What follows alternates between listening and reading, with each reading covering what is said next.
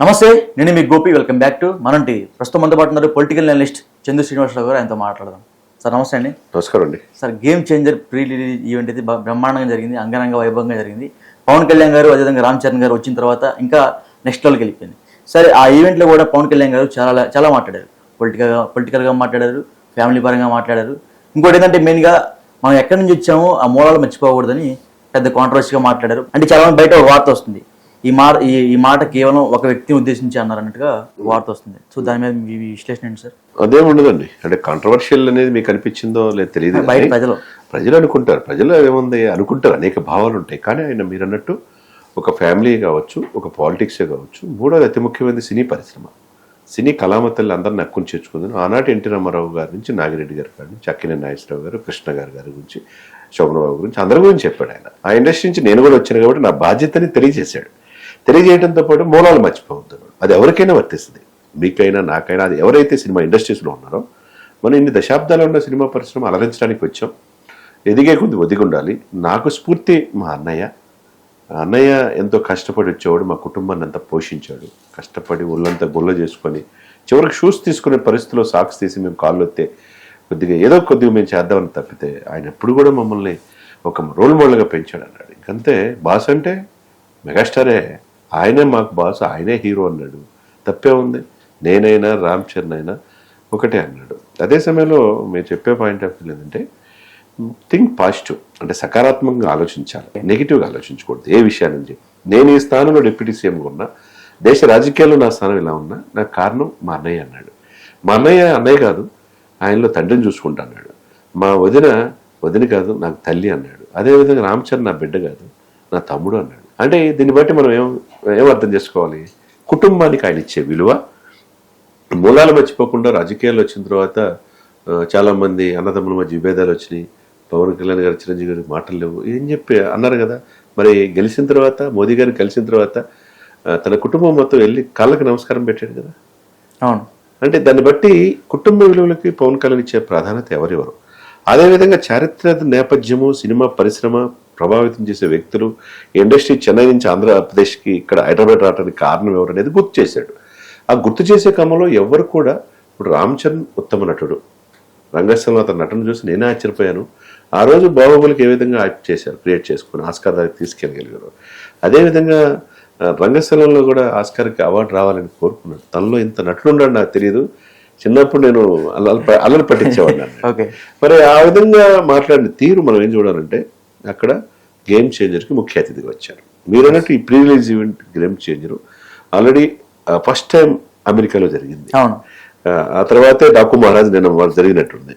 ఆ తర్వాత మనం చూసాం 2వ తారీఖు ట్రైలర్ రాజమౌళి గారు రిలీజ్ చేశారు. ఆ తర్వాత వెనువెంటనే 4వ తారీఖు ఇది జరిగింది. లక్షలాది మంది సమక్షంలో ఒక విషయం చెప్పేటప్పుడు బాధ్యతాయుతమైన పోస్ట్లో ఉన్న వ్యక్తి బాధ్యతగా మాట్లాడాలి.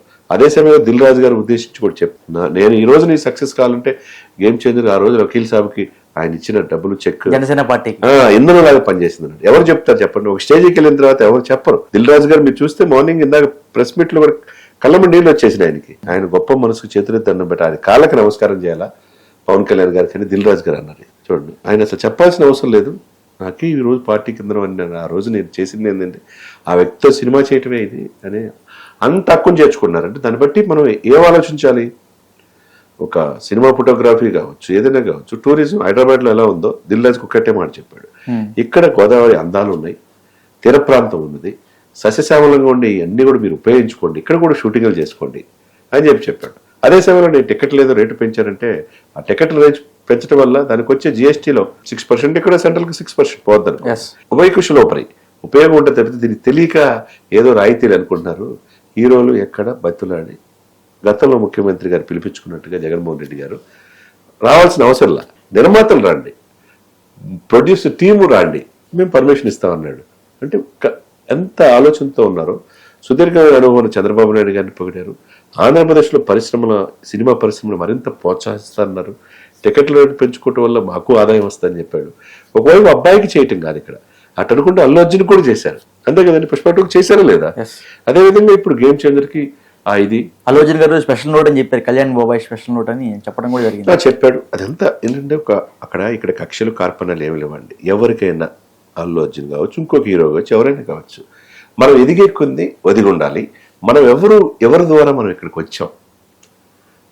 నేను చిరంజీవి గారు కూడా మాట్లాడుతూ చెప్పాడు, నా యొక్క సక్సెస్ ఏంటంటే పవన్, ఒక రామ్ చరణ్ అన్నాడు, 10 మంది హీరోలు నా ఫ్యామిలీ నుంచి వచ్చారు. ఇంకంతకంటే నాకు ఎవరు గాడ్ ఫాదర్ లేరన్నారు. మా నాన్న స్ఫూర్తితో చెన్నై వెళ్ళాను. శిక్షణ తీసుకునే సమయంలో అనేక అవకాశాలు వచ్చినాయి. ఈ రోజున ఇది మీరు తీసుకొచ్చిందని అభిమాన సమక్షంలో వేలాది మందిలో నేను చెప్పాడంటే ఓపెన్ అయ్యి చిరంజీవి గారు అద్భుత ప్రసంగం చేశాడు నిన్న. ఆ విధంగా రాజీనామా అనే ఒక నాటకంలో అవార్డు వస్తే అవార్డుకి మహిళలు కూడా తన తోటి క్లాస్మేట్స్ కూడా ఆయన లైక్ చేయటం, నవ్వటం ఇవన్నీ చూసేసి, నేను ఈ ఇండస్ట్రీలో నాకు స్పోర్ట్స్ నచ్చలా. ఓకే, బ్యాడ్మింటన్ చేయి దెబ్బ తగిలింది, లేకపోతే క్రికెట్ అయితే దెబ్బ తగిలింది, నాకు ఇక వాలీబాల్ అయితే 2 చేతులు ఇదైనాయి, ఇక నాకు స్పోర్ట్స్ రావనుకున్నాను. ఎన్సీసీలో చేరాను. ఇందిరాగాంధీ దగ్గర ఉన్నప్పుడు ఆ కవాతులో పాల్గొనటం నాకు ఇది అనుకున్నాను. ఆ విధంగా లేకపోతే ఐసీడబ్ల్యూ చేయాలనుకున్నాను. కానీ సినిమా పరిశ్రమ నాకు ఎన్నో ఇచ్చింది అన్నాడు. ఇంతకంటే ఏం కావాలి, నెంబర్ 1 కావాలని ఫిక్స్ చేసుకున్నాను అన్నాడు. ఈరోజు అయ్యాను అన్నాడు. అట్లానే కాళ్ళ దగ్గరేయకూడదు, ఎదిగే కొంది ఒదిగి ఉండాలి. ఎక్కడా చూడండి, అక్కడా చూడండి, ఎదిగే కొంది ఒదిగి ఉండాలని తన తమ్ముడు చెప్పాడు, ఆయన అన్న చెప్పాడు. 4 దశాబ్దాల అనుభవంలో ఇప్పటికీ బాస్ ఎవరంటే సినిమా ఇండస్ట్రీ పెద్దదంటే మెగాస్టార్ గారే. అది ఎవరు కాదనలేనిది. అంటే ఒకటి చిన్న డౌట్, పవన్ కళ్యాణ్ గారు అదేవిధంగా రామ్ చరణ్ గారు కొడుకులు అంటారు, కానీ ఎందుకు అంత ఆప్యాయంగా సొంత అంటే తమ్ముడు అన్నదమ్ములు కలిసి తిరుగుతూ ఉంటారు? అంటే చిన్నప్పటి నుంచి ఎత్తుకున్నాడు సార్. తను ఇంటర్ చదువుకునేటప్పుడు ఆయన పుట్టాడు, రామ్ చరణ్ అని పెట్టారు ఆంజనేయ స్వామి గుర్తుగా. తను ఎదిగిన తీరు చిన్నప్పుడు 7-8 తరగతులు 8 వయసులో హార్స్ రేసింగ్కి వెళ్ళటం, మిగతా స్టంట్స్ నేర్చుకోవటం, తన కష్టపడిన తీరు, తన తండ్రిని మించిన తన తనయుడిగా ఒక్కొక్క సినిమా, ఒక రంగస్థలం కావచ్చు, మగధీర కావచ్చు, ట్రిబుల్ కావచ్చు, ఒక సెటిల్ పెర్ఫార్మెన్స్ ఆస్కార్ లెవెల్లో వెళ్ళే తల్లికి ఎవరికి ఉండదు? మీకైనా నాకైనా అభిమానం ఉంటుంది. ఒక హీరో ఆ స్థాయిలో మన తెలుగు వాళ్ళ ప్రతిష్ఠ తీసుకొచ్చింది. అందులో సొంత బిడ్డ, తన అన్న కుమారుడు కష్టపడి ఎదిగాడు. రామ్ చరణ్ అడిగినా సరే కాదని అంటాడు. అదేవిధంగా కాళ్ళకి నమస్కారం పెట్టుకుంటే ఇప్పుడు రామ్ చరణ్ అంటే ఒకటి సార్, ఒకే కుటుంబం. ఇది ఒక వ్యక్తి మెగాస్టార్, పెద్ద వృక్షం. ఆ వృక్షం కింద పెరిగినాయి అన్ని కూడా. ఇప్పుడు 10 మంది హీరోలు ఉన్నారు. ఎవరికి రాని అవకాశం ఎందుకు వచ్చింది మెగాస్టార్ గారికి? క్రమశిక్షణ ఉంటే ఎవరైనా ఎదుగుదలలో ఎదగవచ్చు అనే దానికి నిలువెత్తు నిదర్శనం మెగా ఫ్యామిలీ. సో ఇంకోటిసారి గేమ్ చేంజర్ సినిమా గురించి మాట్లాడుకుందాం. So game changer pre release ఉంటే చాలా బాగా జరిగింది. సో సినిమా ఎలా ఉండబోతుందంటే? డెఫినెట్గా అది కూడా సామాజిక చైతన్యం ఉన్న సినిమా. పాలిటిక్స్, ఒక పొలిటీషియన్ కి ఒక ఐఏఎస్ ఆఫీసర్ మధ్య ఫిక్షన్ ఏం జరుగుతుంది అనేది, ఒక ఎలక్షన్ కమిషన్ టీఎన్ శేషన్ ఎలా అయితే రిఫార్మ్ చేశాడో ఆ పాత్రలో ఒదిగిపోయాడు రామ్ చరణ్ గారు. ఇంకా డ్యూయల్ రోల్ అంటున్నారు, ఒక రైతు పాత్ర ఉంది, ఒక కాలేజ్ స్టూడెంట్ పాత్ర ఉంది. అసలు ఎన్ని పాత్రలు ఉన్నాయో తెలియట్లా. అంటే 3 ఉన్నాయా 4 ఉన్నాయా కూడా. హెలికాప్టర్ లో కత్తి తీసుకుని నిజంగా అన్ప్రిడిక్టబుల్ అలాగా ఉన్నది. అందులో స్ట్రైట్ మూవీ 30 years తర్వాత ఆయనకి శంకర్ గారు చాలా 450 కోట్ల భారీ బడ్జెట్ మూవీ దిల్ రాజు ప్రొడక్షన్లో. ఇవన్నీ చూస్తే ఈ సినిమాకి ఆ యొక్క ట్రైలర్ చూడగానే అర్థమవుతుంది ఈ సినిమా నెక్స్ట్ లెవెల్ ఉంటుంది. ఎవరు ఊహించిన పరిణామాలు దీంట్లో ఉంటాయని. ఒకే ఒక్కడు జెంటిల్మెన్ కావచ్చు, ప్రేమికుడు కావచ్చు, భారతీయుడు వాళ్ళు కావచ్చు, అద్భుతమైన సినిమాలు తీశారు. పాటల ద్వారా విశేషంగా 94 కోట్లు ఖర్చు పెట్టారు ఈ సినిమాకి. 94 కోట్లు 400 కోట్లు అంటే 100 కోట్లు పాటలకి పెట్టారంటే, ఒక పాటకి 19 కోట్లు పెట్టారంటే దాన్ని బట్టి అర్థం చేసుకోవచ్చు. ఒక కెమెరా ఇదిలో ఇంతవరకు భారత చలచిత్ర చరిత్రలో అటువంటి కెమెరాలు ఉపయోగించలేదంట. అంత టెక్నాలజీ దీంట్లో ఉపయోగించుకున్నారు. కాబట్టి సంక్రాంతి ముందే వచ్చిందా అనే భావనలో అందులో ఉంది. ఎన్ని పరిణామాలు రీత్యా ఒకవైపు సుకుమార్ గారు వచ్చి నెక్స్ట్ ఈ సినిమాకి జాతీయ అవార్డు రాబోతుందని చెప్పి అమెరికాలో అనటం, ఆ తర్వాత రాజమౌళి గారు ఎంతో కష్టపడతాడు, రామ్ చరణ్ నెక్స్ట్ లెవెల్ వెళ్తాడు, ఈ సినిమా బాగుంటుందని అంటాం, నిన్న వాళ్ళ బాబాయ్ ఆశీర్వదించడం. ఇక రేపు 10వ తారీఖు సంక్రాంతి కనుక గేమ్ చేంజర్ విశేషంగా ప్రజలను ఆకట్టుకునే అవకాశం స్పష్టంగా. అపార్ట్ ఫ్రమ్ సినిమా కావచ్చు, లేకపోతే పవన్ కళ్యాణ్ గారు మాట్లాడింది కాకుండా నిన్న నేను ఇన్స్టాగ్రామ్లో స్క్రోల్ చేస్తా ఉంటే క్లింకరా వాళ్ళ నాన్నగారిని చూస్తా నాన్న ఇట్లా ట్యాప్స్ కొడతా ఉంది. సో దాని అలా ఫీల్ చేస్తారు. డెఫినెట్గా ఒక అంటే బిడ్డగా ఇప్పుడు నీకైనా నాకైనా వివాహం చేసుకున్న తర్వాత ఆ ఎమోషన్ ఉంటుంది. తన పుట్టిన బిడ్డ ఎదిగే ఇది ఉంటుంది. ఇప్పుడు నాన్న అని పలకరించేదాకా పాపను చూపివని చెప్పేసి అంటే అటువైపు ఉపాసన చాలా అమ్మాయికి కొన్ని వేల కోట్లు ఉంటుంది ఆమె, కానీ చాలా మెగా ఫ్యామిలీలో ఒక అదృష్టం, కూతురుగా చూసుకుంటారు. అట్లా అత్తమ్మని అమ్మలాగా చూసుకుంటారు సురేఖ గారిని. అటువంటి ఆమె ఇంట్లో వచ్చిన తర్వాత చాలా మార్పులు ఉంటాయి కదా. ఆ క్రమంలో ఆ పాపకి కూడా పెంచే విధానంతో ఆ ఎమోషనల్ అటాచ్మెంట్ తల్లిదండ్రులకి ఎవరికి ఉండదు. నీకు అంతకంటే ఆనందం ఏముందండి. సో రీసెంట్గా మనం చూసుకోవచ్చు పుష్ప నియర్లీ 700 అంటే 1700 కోట్లు డాస్ దాటేసింది.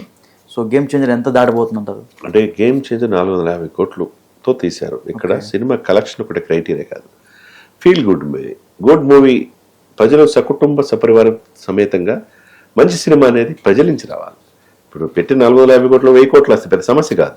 అంతేగాని 1,000 కోట్లు పెట్టాం, హీరోకి 300 కోట్లు తీసుకున్నాడు, 100 కోట్లు సుకుమార్ తీసుకున్నాడు, నిర్మాతలకు ఎంత వచ్చింది, కలెక్షన్స్ అన్ని వచ్చినాయి కదా, అది దాటితేనే హిట్ అనేది పొరపాటు. అది కలెక్షన్స్ వేరు, సినిమా హిట్ వేరు. కలెక్షన్స్లే పరమావధిగా పెట్టుకుంటే స్పెషల్ షోస్ చేసుకుని డబ్బులు వసూలు చేసినంత మాత్రం తెలంగాణ గవర్నమెంట్ స్పెషల్ షో వేయటం వల్ల, టికెట్ రేట్లు పెంచడం వల్ల 280 కోట్ల ఆదాయం పుష్ప 2కి వచ్చింది. అదే ముఖ్యమంత్రి గారు చేసిన తప్పుని అసెంబ్లీ సాక్షిగా చెప్పాడు కదా, ఒక మనిషి చనిపోయింది దీనికి కారణం వల్ల, ఈ యాటిట్యూడ్ పాయింట్ ఆఫ్ వ్యూ ప్రశ్నించారు కదా. ఇక సినిమా బెనిఫిట్ షోలు ఇవ్వమని చెప్పారు, మరి ఆంధ్రప్రదేశ్లో ఇచ్చారు. ఇక్కడ మనం చూడాల్సింది ఏంటంటే ఈ 1,500 కోట్లు దాటితేనే ఈ సినిమా హిట్ అని కూడా పొరపాటు. ఇక్కడ అది ఎంత వచ్చింది అనేది కాదు. ఇక్కడ హీరో మీద నమ్మకంతో 450 కోట్లు దిల్ రాజు గారు ఖర్చు పెట్టాడు.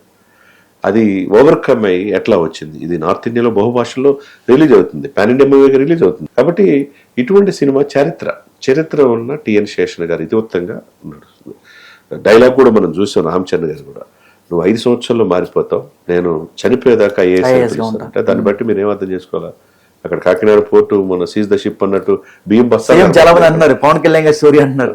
ఇది 3 సంవత్సరాల నుంచి ఉన్న సినిమా. ఓకే, ప్రభుత్వం అధికారంలో వచ్చి 6 మాసాలే. అవును, యాదృచ్ఛికంగా షిప్ ద షీజీ అని కనపడుతున్నాయి కానీ నిజంగా ఒక అటువంటి పవన్ కళ్యాణ్ గారు లాంటి పొలిటీషియన్ దేశానికి కావాలనే ఇతివృత్తం ఉండొచ్చు. ఏదైనా కానీ 10వ తరగతి దాకా మనం వెయిట్ చేయాల్సింది. Okay sir, thank you sir. Thank you.